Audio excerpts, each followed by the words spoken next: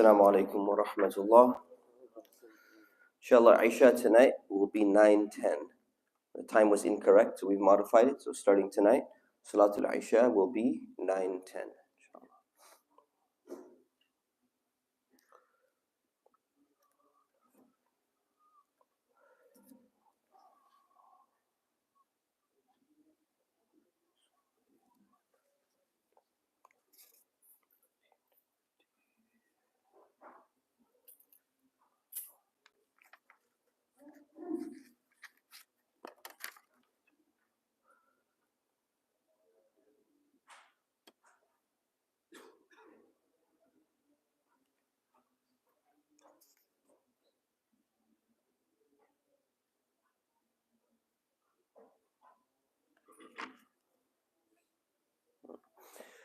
Bismillah ar-Rahman ar-Rahim.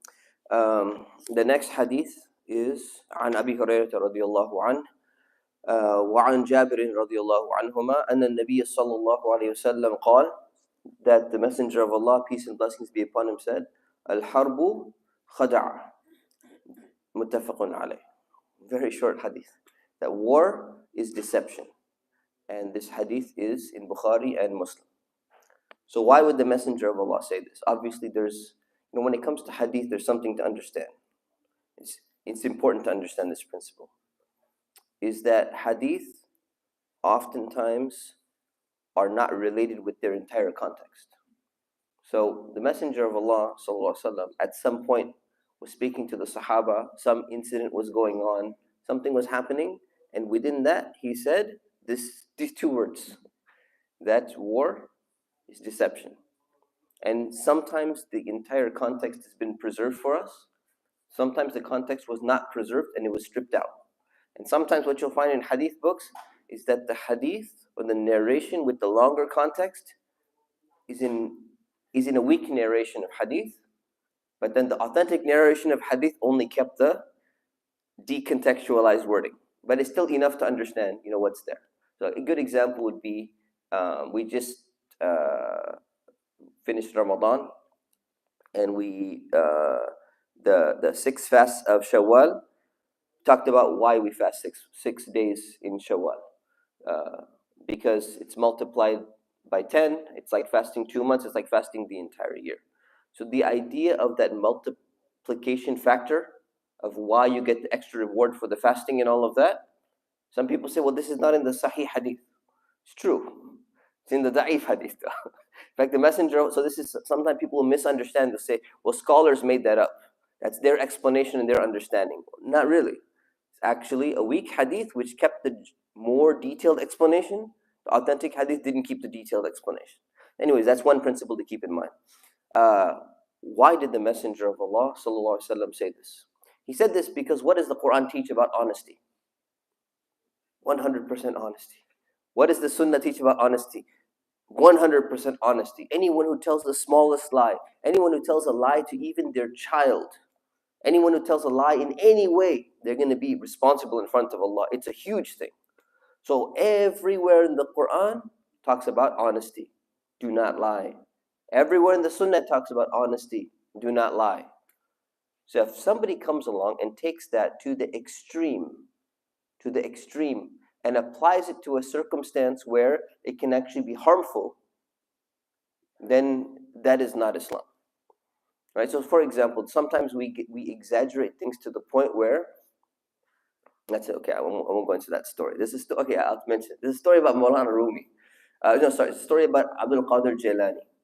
Some of you may have heard this story. They said honesty is so important. And Abdul Qadir Jilani was an amazing scholar, one of the greatest scholars that has lived, one of the most spiritual masters that have lived. So I remember reading in one kid's book, it was a Sunday school kid's book. It says, it's talking about honesty, and they bring this story. And the story was that the mother of Abdul Qadir Jilani sent him when he was a kid, and he was on a journey with the caravan.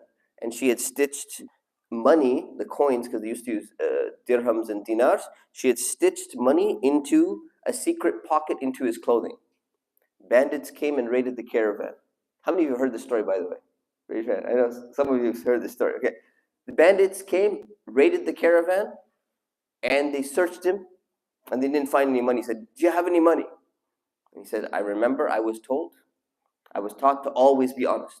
So he said, yes. So they searched him again. They checked everywhere. Such an amazing hidden pocket. The mother was genius, couldn't find it.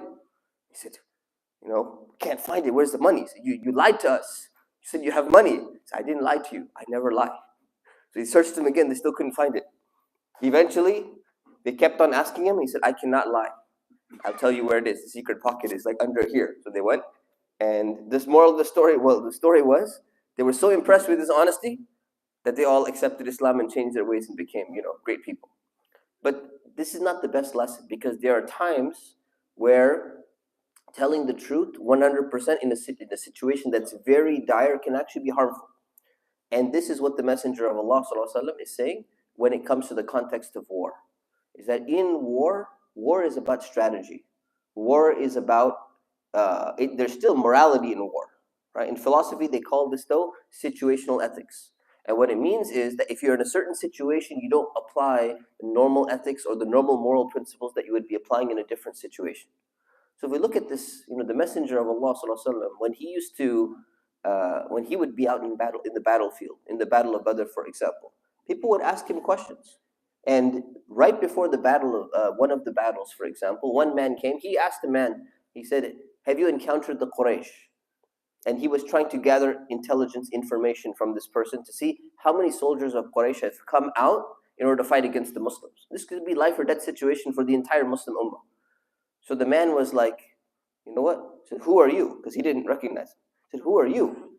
He said, don't worry about who I am. Just tell me who the Quraysh are. He said, I can't tell you who the Quraysh are. He said, I'm not an ally of them, but I'm not an enemy of them, and I don't want to be in trouble with them. So tell me who you are before I can tell you how many Quraysh horses there are, soldiers there are, how many of them are armed, because you need to know who you're about to fight. So the Messenger of Allah, he said, okay, we'll tell you who we are. He was with Abu Bakr. We'll tell you who we are if you tell us about the Quraysh. They said, okay, fine, we have a deal. So the man said, okay, I saw the Quraysh at this location and this thing, and gave him some information about what is there. And then afterwards, the Messenger said, thank you very much, started walking away. And the man said, hey, you promised me you're going to tell me where you're from. Who are you? He said, Nahnu min ma. We're from water. Now, what is the Messenger of Allah? The guy said, ma? What do you mean ma? What do you mean water? Like ma wara an-nahr? Like, Transoxiana, which is the regions of Uzbekistan, like today Uzbekistan, what used to be Samarkand, was known as what's beyond the river. So the Messenger of Allah, even when he was in a dire situation where he could not tell somebody the truth, he still used literally true language, meaning we're all from water, we're made from water. Right? So why is this important? Why is this hadith here? This hadith is here because if we look in the context of today, even when it comes to politics and when it comes to warfare and stuff like that, one of the biggest issues with Muslims is that we lack strategy. We lack proper planning. We lack proper execution of things. And if you look at people of the past, if you look at the Sahaba, if you look at Khalid ibn al-Walid, if you look at Salahuddin Ayyubi, how he used to, he applied this tactic in battle. The Crusaders, one of the things that they were known for is they were known for wearing very heavy armor. They would armor their horses as well. Very few armies would do this. So they were very heavy, but very well armored. They were like their horses were like tanks. And they had a lot of, the swords were huge, their chainmail was huge, their armor was very strong. So Salahuddin, one of the things that he used to do is he used to always try to lure the Crusaders into a trap, into a narrow valley where they would get stuck in there, and their horses are able to get out of there quickly because they can run fast because they're not so heavily armored, but he would get them stuck in there. And this happens a lot in war, is that sometimes you think that there's an advanced contingent. You assume that that's the real army, and then when they retreat, you think, wow, the army's retreating, I've won. And as soon as you retreat, you realize the actual real army was behind the mountain pass that you couldn't see. Al-harbu khada'. This is exactly the strategy that was used. So the Messenger of Allah ﷺ was trying to highlight here is that there are some situations, like when it's life or death in the context of war, where a level of deception is going to be allowed, and we don't go back to the original principles of we must always tell the enemy every single thing. By the way, this is how many soldiers we have. Because we're Muslims, we must tell you each and every single detail. Let us tell you all of our names.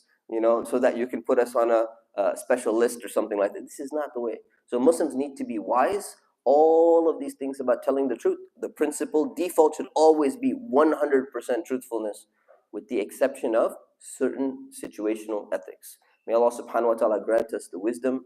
May Allah subhanahu wa ta'ala make us among the people of honesty and prevent us from being the people of lying. Ameen. Wa sallallahu ala sayyidina Muhammad wa ala alihi wa sahbihi wa sallam. Assalamu alaikum.